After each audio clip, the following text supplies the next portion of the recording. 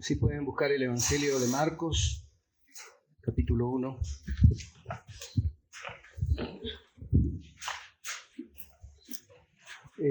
Mensaje que lleva por título Una voz en el desierto. Una voz en el desierto, Marcos capítulo 1.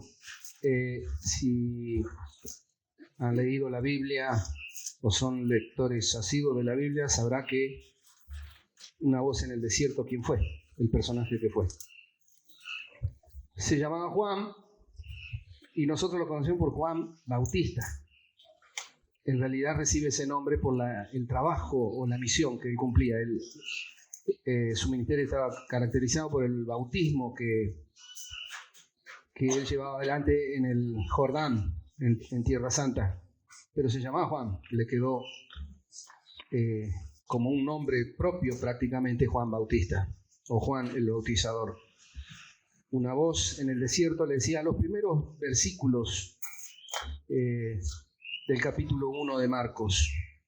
Antes de la lectura quería decirles, estamos siguiendo la armonía de los evangelios en este año, todos los domingos, si el Señor lo permite, vamos a predicar acerca de los evangelios, acerca del Señor Jesús, siguiendo una lectura que los predicadores van a ir, de la cual van a ir los predicadores extrayendo su mensaje semanal, contemplando desde el principio y hacia el final la vida y obra del Señor Jesús y de los personajes que vinculados a él nos dejan enseñanza valiosa, como el caso de Juan el Bautista. Qué personaje tan particular que fue en la historia de la salvación, porque por eso nos interesa. Este Juan el Bautista, hijo de un sacerdote llamado Zacarías. Les anticipo y les cuento, para el que quiera hoy continuar su lectura en su casa, en los 4 evangelios está relatada la vida y obra de Juan el Bautista, en los 4 evangelios. Fíjense qué importante que es el llamado, el mensaje y el ministerio de Juan, que todos los evangelistas se toman un tiempo para hablar de él y de lo que él dijo e hizo. Era hijo de un sacerdote llamado Zacarías y de Elizabeth, una prima de María, la mamá de Jesús. O sea, eran primos, Juan el Bautista y el Señor Jesús. Sus padres, Zacarías y Elizabeth, eran personas de avanzada edad y sin hijos. Hasta que un día aparece el ángel Gabriel, enviado de Dios, a anunciarles el nacimiento de ese niño y la grandeza del ministerio que Dios le encomendaría. Así que Juan, este bebé, viene a nacer cumpliendo múltiples profecías acerca de su persona, su misión, porque fíjese usted, el ángel viene y anticipa su nacimiento, su papá profetiza acerca del niño, los profetas Isaías y Malaquías profetizan su venida, lo anticipan. Decía, nace en un mundo que esperaba al Salvador y él tiene el privilegio de preparar su llegada.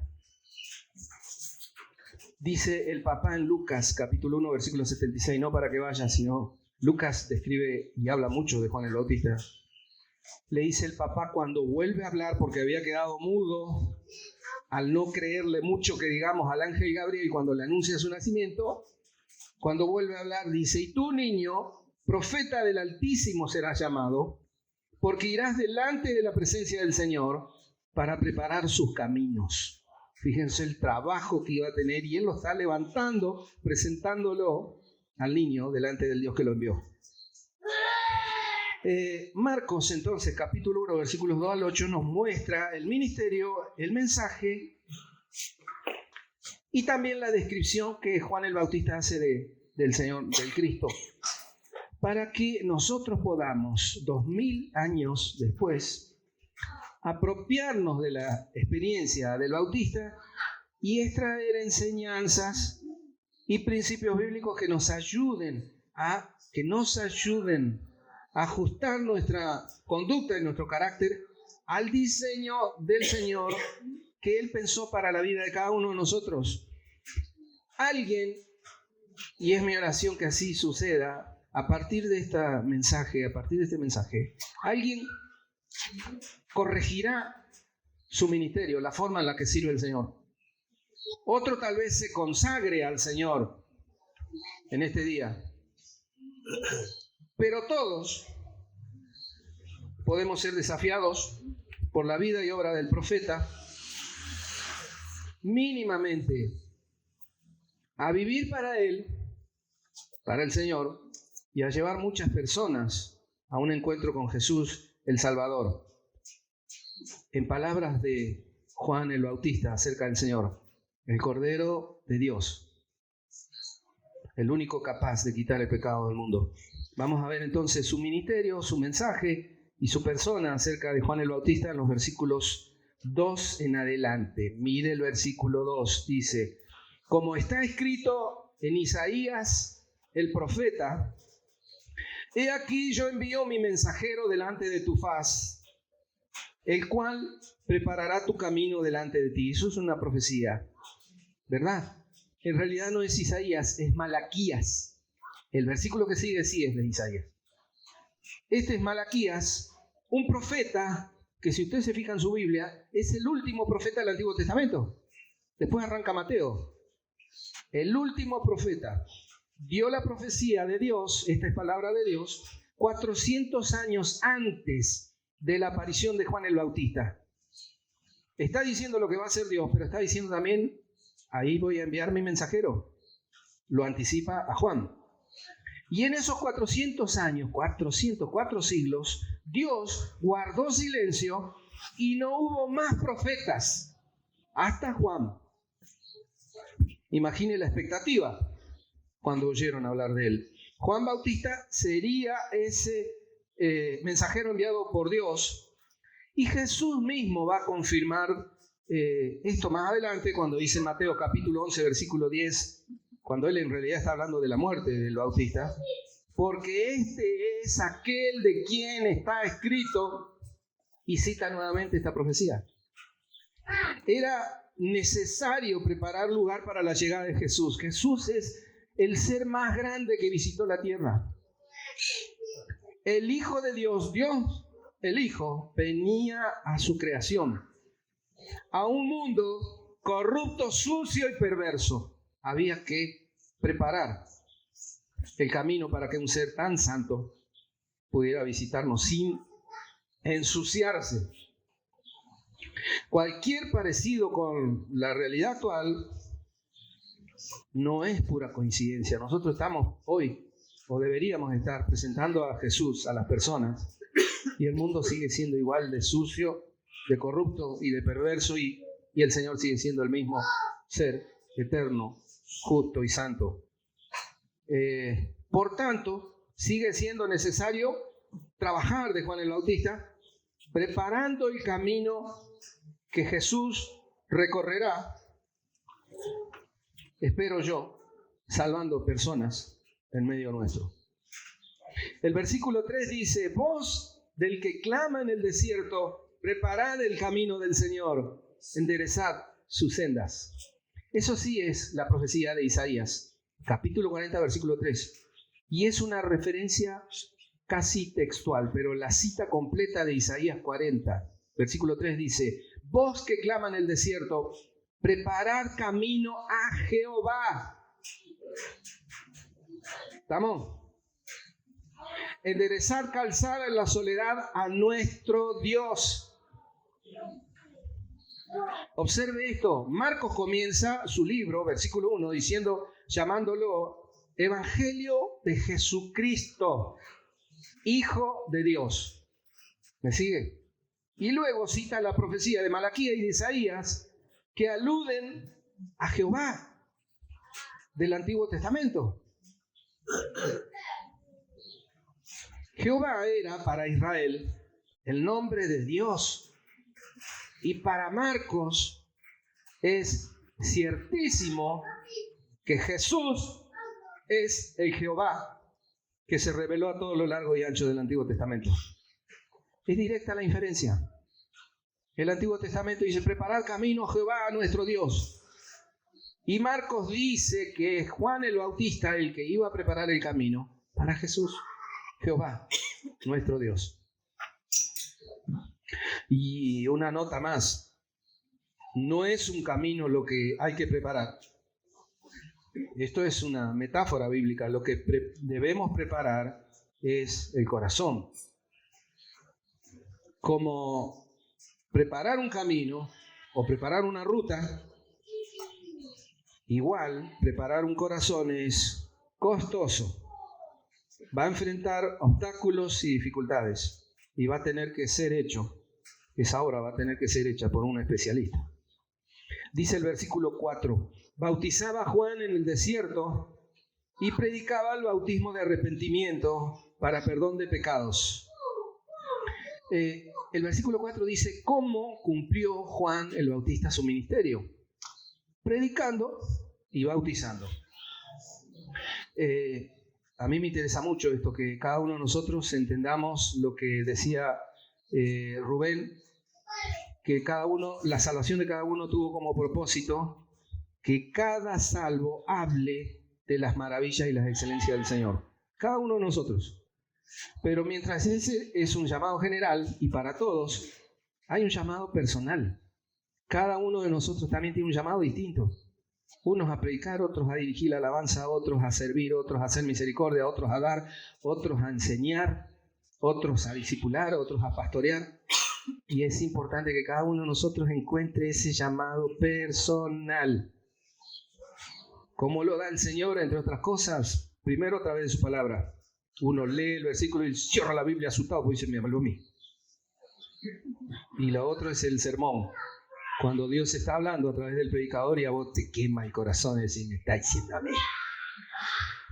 El bautismo era una práctica común en aquellos tiempos.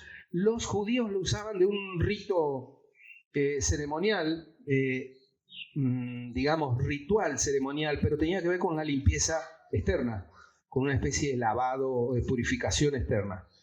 Y también lo usaban para los gentiles, o sea, los que no eran judíos, los que no eran del pueblo de Dios, pero querían ser del pueblo de Dios, se incorporaban, prosélitos se llamaban a través, al judaísmo se incorporaban a través del bautismo. Pero nunca se lo habían practicado los judíos a ellos mismos, porque ellos eran hijos de Abraham, ellos eran el pueblo de Dios y por lo tanto no necesitaban arrepentirse de nada. Típico religioso. El religioso cree que no tiene pecado, primero, segundo, que si tiene, no tiene por qué arrepentirse.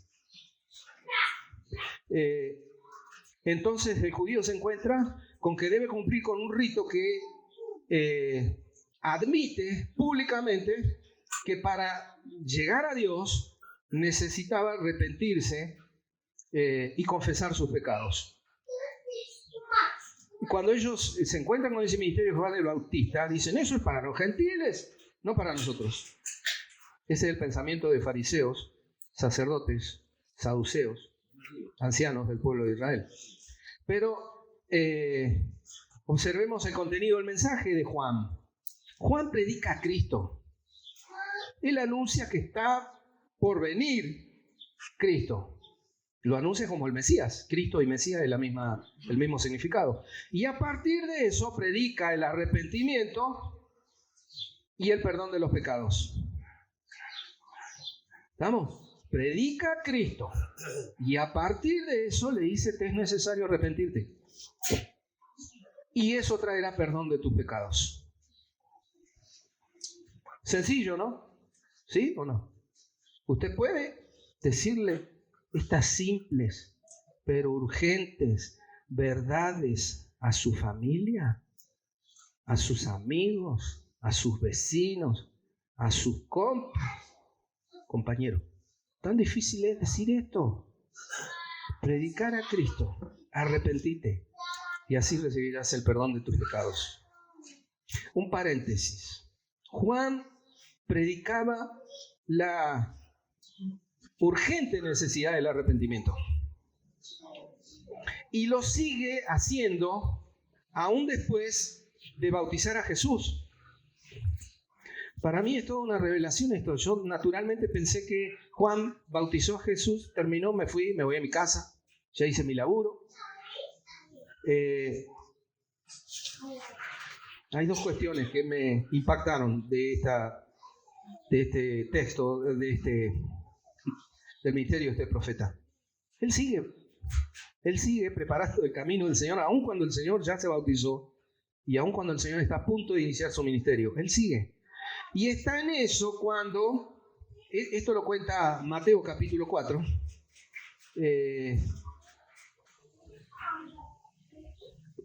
Juan es encarcelado y fue la única manera de callarlo.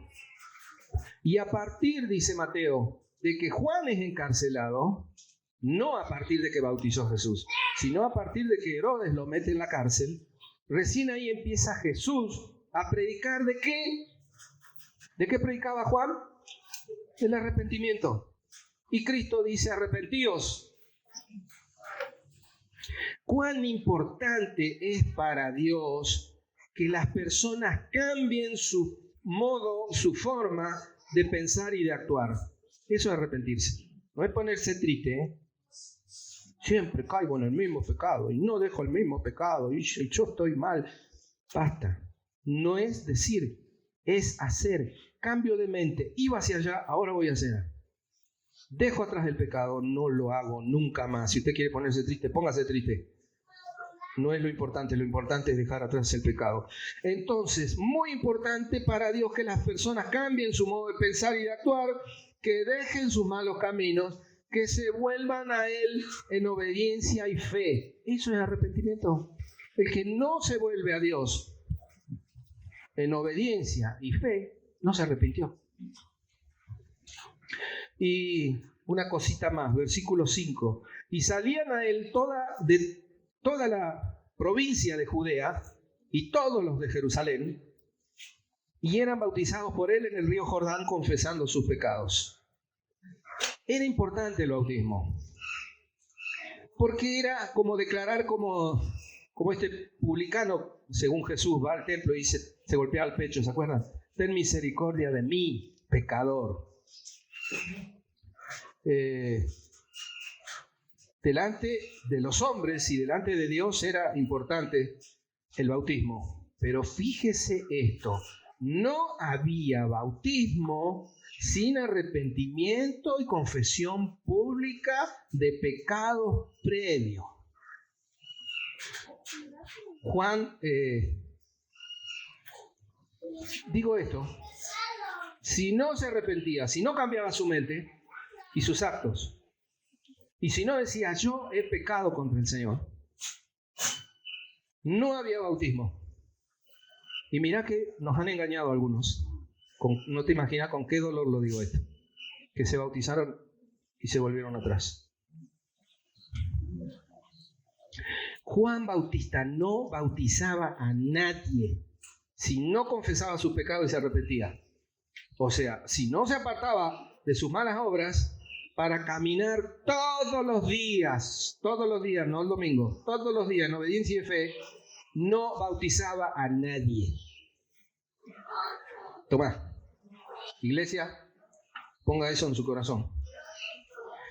¿Y qué persona más impactante, personalidad, la de Juan Bautista, humilde como pocos, siervos y ministros de la iglesia hoy? No hablo de la nuestra, de la iglesia en general.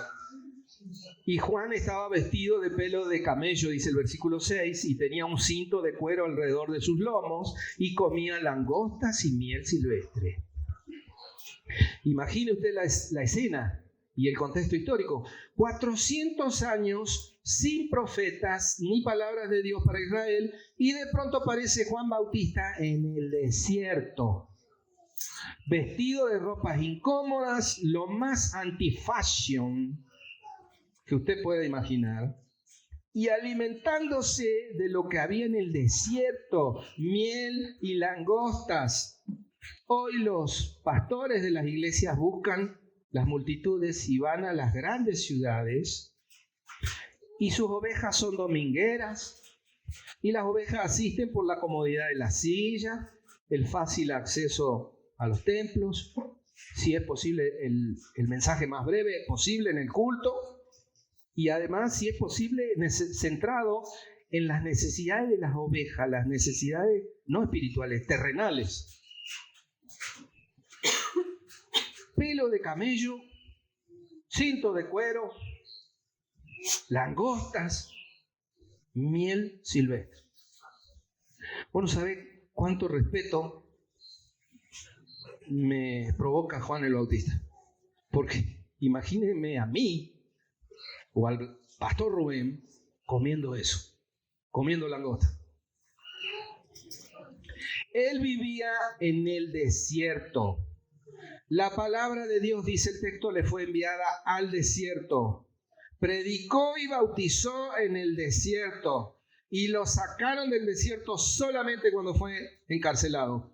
Eso, amados hermanos, es un fiel ministro del Señor. Los oyentes de Juan el Bautista hacían algunos más de 30 kilómetros para oír su mensaje. Imagine usted esta iglesia. Dejaban su comodidad y encaraban para el desierto. Imagina tu familia poniendo el día anterior en la bolsita el queso, el pan, agua para el camino, algo de abrigo, ponete calzado cómodo. ¿Por qué? Porque vamos a ver Juan el Bautista. ¿Y dónde está? En el Jordán, 30 kilómetros a pata. Pero en este contexto quedémonos con este entendimiento. Juan el Bautista apareció en el desierto, un lugar seco, árido, vacío, desolado, tétrico, muerto, te podría decir. Y allí, en ese lugar, te digo porque tal vez puedas decir, mi familia está en esta situación, o mis amigos, o mis vecinos están caminando por un desierto sus vidas. Pero en ese lugar, y por su misericordia, Dios envió un mensaje lleno de esperanza. ¿Cuál era el mensaje? Jesús viene. Segundo argumento de este mensaje, vimos, dice versículos 7 y 8. Vimos su ministerio, su mensaje y su persona. Veamos ahora la descripción que Juan hace de Cristo. Versículo 7 te decía, y predicaba diciendo, viene tras mí el que es más poderoso que yo, a quien no soy digno de desatar encorvado la correa de su calzado. Yo a la verdad os he bautizado con agua, pero él os bautizará con Espíritu Santo. Ya vimos que él anunciaba a Cristo, pero fíjate la fe y cuánta certeza tenía, porque a veces nosotros predicamos, pero medio como que no creemos. ¿Sabes cuándo me viene a la mente? ¿Viste? Cuando vamos a invitar a alguien y no lo invitamos. No, ¿qué va ahí este? ¿Te imaginas si Juan el Bautista hubiera hecho esto? O cuando le predicas a alguien y viene otro y te dice, ¿y qué tal? Sí, le prediqué, pero no se va a repetir. Fíjate la fe que tenemos. Fíjate la fe de Juan el Bautista, que la fe que él tenía en la palabra de Dios, pues dice, vino palabra de Dios a Juan el Bautista en el desierto y él la creyó. Que podía decir, viene detrás de mí. Nosotros decimos, Cristo viene. Pero él decía, viene detrás de mí. Está llegando. Qué bueno sería que el Señor venga en este día a quebrantar y salvar a los perdidos que están ahora en medio nuestro. Muchos judíos estaban tan impactados por la conducta, el carácter, la presencia, el mensaje de Juan el Bautista, que se preguntaban si no sería el Mesías.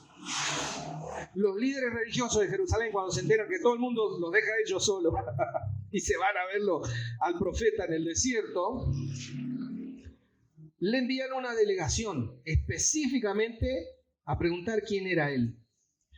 Por eso Juan el Bautista les aclara, porque él es humilde, no soy él, ni soy Elías, ni soy el profeta.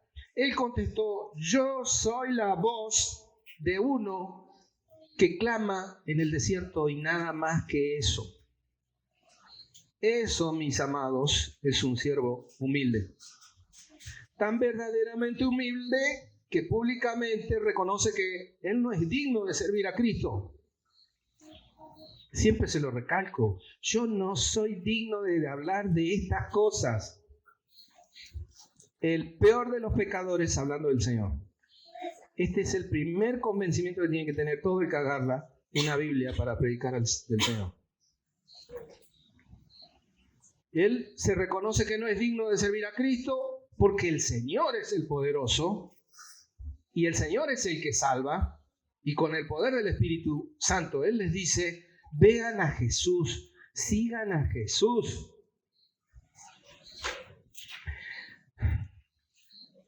El bautismo de Juan podía mostrar que una persona se había arrepentido, pero no podía limpiar a esa persona de su pecado.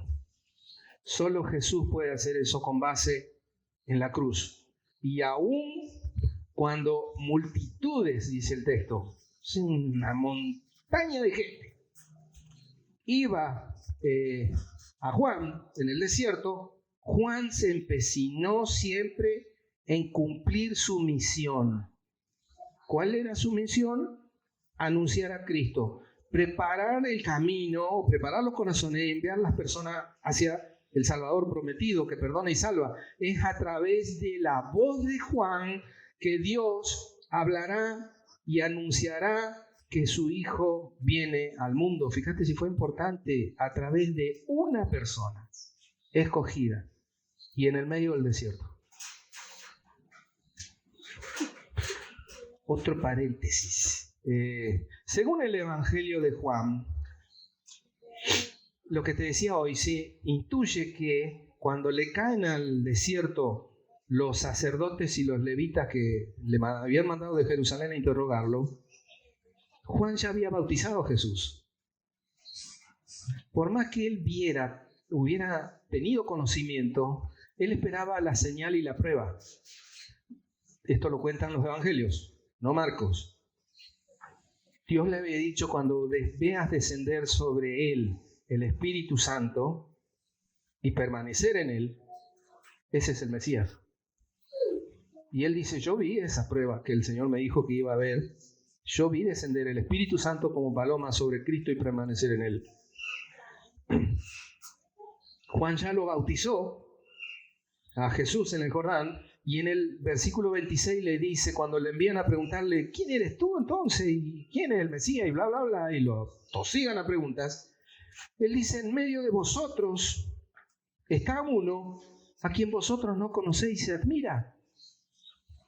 Y la impresión que transmite, o la escena que transmite el texto griego, es que Jesús pasaba por la misma zona en la que están estos interrogándolo: ¿quién sos vos? ¿Y por qué bautizáis? ¿Y con qué autoridad bautizás?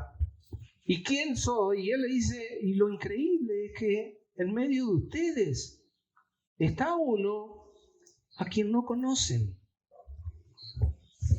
Este es un peligro para la iglesia de hoy, ¿eh? Gente que se sienta en medio de una congregación en la cual se pasea el Señor y no lo ven. Y en el versículo 29, o sea, unos versículos más adelante, en el mismo tiempo, Juan dice: aquí el Cordero de Dios que quita el pecado del mundo.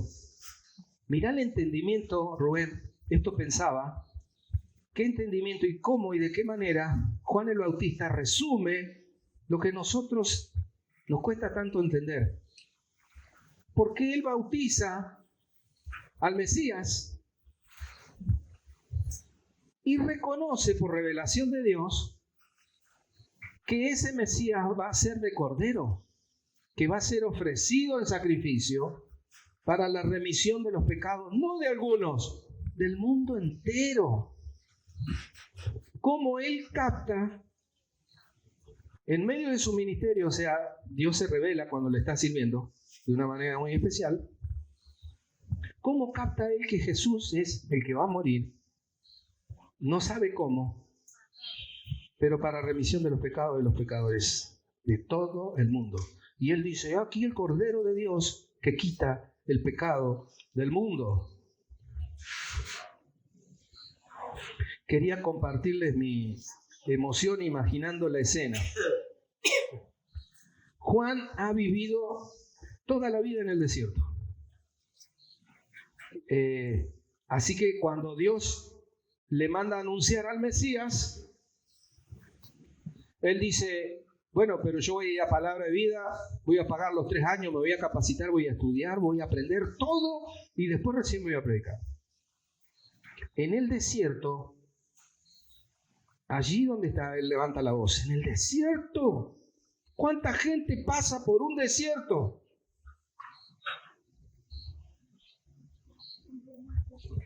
Un lugar sombrío, deshabitado, de fríos terribles a la noche y de calores tremendos, extremos durante el día, sin ninguna comodidad, y no congrega a nadie en ninguna iglesia. Él anuncia al Cristo y la gente sigue. Primero son algún que otro viajero que pasa por ahí justo y lo enganchó, y después son multitudes. Él escoge pasar necesidades. Y no fue al mundo. El mundo vino a él. Supo perfectamente cuál era su ministerio específico. Señor, a mí me llamó para que haga esto. Y lo cumplió fielmente. Y se apegó al plan. ¿Y cuál fue su recompensa? Míralo. Versículo 9. Jesús vino. Después de todo lo que pasó, y de todo lo que vivió, y de cómo se consagró, y de cuán valioso él interpretó vivir para la gloria de Dios, le habían anticipado, anda a anunciar porque él viene. Y finalmente vino. Las iglesias de hoy ofrendan de los que le queda una vez que gastaron todo en sus intereses personales. ¿10%? No. Con suerte, 3 o 4%. Si fuera por las iglesias, hablo de todas. Los pastores tendrían que vestir de pelo de camello y comer langosta y miel silvestre. Entonces, ¿cuál es la recompensa de un siervo fiel y consagrado? ¿Cuál? La voz del Señor, diciendo, bien, buen siervo y fiel. Esa es toda la paga. Y te digo, es la única paga que espero yo. Puede que suceda que al predicador le corten la cabeza, como le sucedió a Juan. Todavía es una práctica de la iglesia, cada tanto le cortan la cabeza al predicador. Sobre todo cuando la gente no quiere que le señalen los pecados, agarran la cimitarra y ¡sac! Pero el Señor mismo un día dará testimonio de sus siervos fieles y dará su recompensa. Hermanos, a la luz de este impactante texto bíblico, que además les vuelvo a decir, los desafío y los aliento a que lo lean en todos los evangelios, porque ahí se desarrolla más que solamente en estos versículos. ¿Qué aspectos deberíamos considerar personalmente? Acordate, Rubén, que quiero que cierres este mensaje y ores por nosotros. Aplicaciones. Primero, una vez más lo digo, Juan identificó perfectamente, exactamente cuál era su ministerio específico que le encomendó Dios a él. A él le dijo, a todos nosotros dice, predique. ¿Estamos? Pero a él específicamente le dijo, prepare el camino del Señor y señálele a la gente al Señor. Debía llamar a los hombres al arrepentimiento y cuando confesaran sus pecados, bautizarlos para dar público testimonio de un corazón arrepentido. Usted es llamado a ser testigo de Jesús. Mínimamente debe manifestarle a su propia familia. Usted puede decir, yo no voy a ir a África, pero anda a tu casa. Y en tu casa decirle que Jesús es el Señor. Y lleva los pecadores de tu familia mínimamente a Jesús. Usted debe dejarse usar por Dios para llevar a las personas a un encuentro con Jesús. Mientras siga poniendo excusas y no cumpla su comisión. ¿Cuál es la comisión? Hablar de Jesús y llevar pecadores al Señor. Mientras siga poniendo excusa y no cumpla su comisión, usted está en franca rebeldía y desobediencia. ¿Lo entiende? Muestre a Jesús, predique a Jesús, hable de Jesús, como dice la Escritura, a tiempo y fuera de tiempo, cuando le parezca conveniente y cuando no le parezca conveniente también. Aplicaciones. El estilo del ministerio de Juan el Bautista fue directo y confrontativo. Él no endulzaba la orejita del que lo iba a escuchar. No lo hizo nunca. Le llamó a arrepentirse y a confesar sus pecados. Y aun cuando el oyente fuera el mismísimo Herodes, el más miserable de los reyes de aquel contexto. Y usted insiste en ser más bueno que Jesús. Y le promete al pecador sanidad y que todas las cosas le van a ir bien. ¿Dónde está en la Biblia eso? ¿Dónde dice que el Señor va a sanar a todos los que vengan a Él? ¿Dónde dice que les va a dar prosperidad? Tápeme la boca, dígame dónde lo dice. Porque yo veo que le dice, arrepiéntanse y conviértanse. Dígales al que le escuche que si no se arrepiente se va al infierno. Que no hay tiempo. Que huyan a Jesús. Como dice Juan, díganle que el hacha ya está puesta. Dígale que su incredulidad y sus hipocresías son detestables para Dios. Para Dios, cuando usted lo ve a Juan el Bautista, cuando ve a Jesús, lo primero que él dice, me da rabia, aborrezco tu hipocresía. Hay un pasaje, si ha leído los evangelios, que dice, ay, fariseos, hipócritas. 7 veces se lo dice. Juan fue un hombre íntegro en el desierto. Íntegro es la persona que es recta en su conducta y en su carácter cuando está con la gente y cuando no está, cuando está solo. El que lo hace cuando está con la gente y cuando está solo no es un hipócrita. Bueno, pero Juan fue íntegro en el desierto, donde no había dónde esconderte, no había forma de ser dos tipos.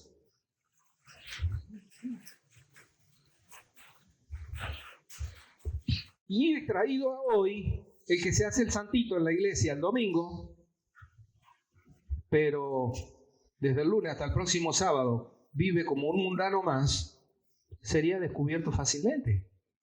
En un desierto no hay donde esconderse. Además, Juan el Bautista era inflexible.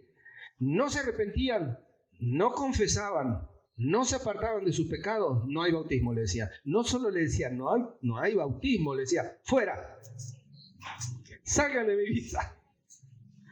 ¿Qué predicador hace eso hoy? Todo predicador trata de meter gente adentro, ¿viste? Juan el Bautista los echaba. Y esta iglesia es medio como que necesita desenmascarar a los desobedientes, a los hipócritas, a los rebeldes, ¿no?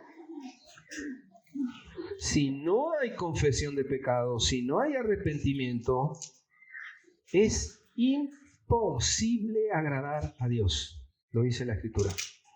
Dios no promete lujos. Juan vivió y sirvió en medio de una carencia total. Dios no promete una vida cómoda. El calor, las serpientes, la sed del desierto le recordaban a Juan cada vez que se despertaba y miraba y veía levantarse el sol. Le recordaban a Juan, tu ministerio va a ser difícil. ¿Y qué? ¿Sabes la lucha que tuve? Nunca te pregunté, Rubén, cómo fue lo tuyo. Cuando yo me di cuenta que el Señor me llamaba para cuidar y edificar su iglesia, que eso es pastorearla, me resistí todo lo que pude. Y aparte sabía la que se venía. O más o menos la intuía. ¿Y qué? ¿Sabes cuándo dejó de predicar Juan? Cuando le cortaron la cabeza. Y veo muchos en la iglesia, gente jubilada, o gente de licencia, o gente desocupada. Veo muchos. ¿No sienten la carga por los perdidos? ¿No les habló el Señor? Les paso el contacto de un otorrinolaringólogo, te tapa las orejas.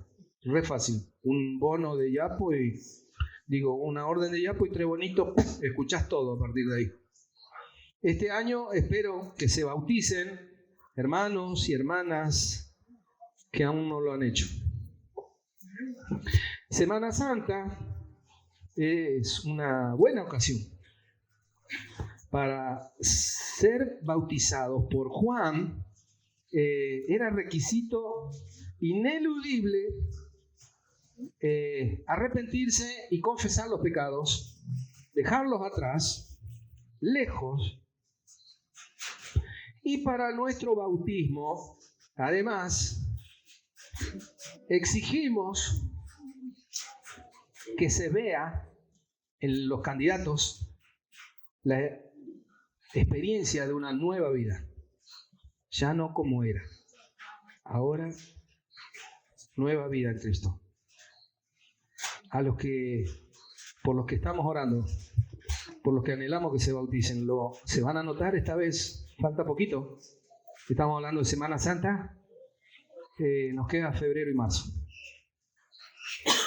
Dice un poema: cual greñudo y piloso nazareno, amigo de alimañas y de fieras, piel de camello sobre su cuerpo enjuto, como hijo del ayuno y de la estepa, Juan Bautista predica en el desierto, inhóspito desierto de Judea, y anuncia la llegada del Mesías, de quien es precursor y fiel profeta, y dice que se siente indigno siervo de soltar sus sandalias y correas. Allanad y hacer rectos los senderos, preparad los caminos del Señor, porque a punto de llegar está el Mesías, y exige metanoia, conversión. Los que esperáis ansiosos su llegada del Mesías, ungido del Señor, purificad los cuerpos y las almas en las aguas del Jordán y del perdón. Y cuando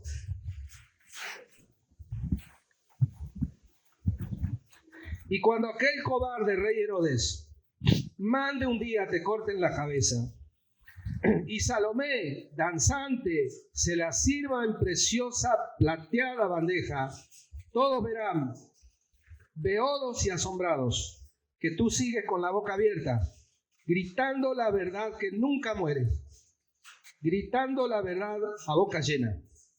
Qué bien supiste, Juan, ser de Jesús, su precursor, testigo y fiel profeta. Juan, al final de sus días, está en la cárcel bajo pena de muerte porque no se quería callar, y es tan humano que le asalta la duda y la incertidumbre, le duele en el corazón, que manda a los discípulos a preguntarle a Jesús: ¿eres tú aquel que había de venir? Pasaba por la mente aturdida de Juan el conocimiento bíblico de que el Mesías iba a traer justicia, salvación y libertad a los cautivos, y él está preso. Pero lo bueno es que él, en la confusión y en el dolor, acude a quien tiene que acudir. Va a Jesús por medio de sus discípulos, y Jesús le responde primero que él está haciendo lo que vino a hacer: obras de misericordia. Y segundo, le desafía a no dudar de él y confiar a pesar de toda dificultad y sufrimiento que encuentre. Este es el mensaje para cada uno de nosotros. Y más cuando estemos en un dolor que no termina, en una angustia que no se calma, en una tristeza que no se va, en una enfermedad que no se cura. No dudar de él y confiar que a pesar de toda dificultad y todo sufrimiento que enfrentemos, él es el Señor. El miserable que asesinó a Juan el Bautista siempre estuvo delante de la vista de nuestro Dios. Mientras se emborrachaba, mientras miraba a una mujer, una mocosa que le bailaba, mientras se enorgullecía prometiendo cosas que nunca fueron de él, siempre estuvo delante de la vista del Señor, de Dios, y creyó que cerraba la boca del profeta. 2000 años después, todavía yo sigo escuchando el clamor de Juan.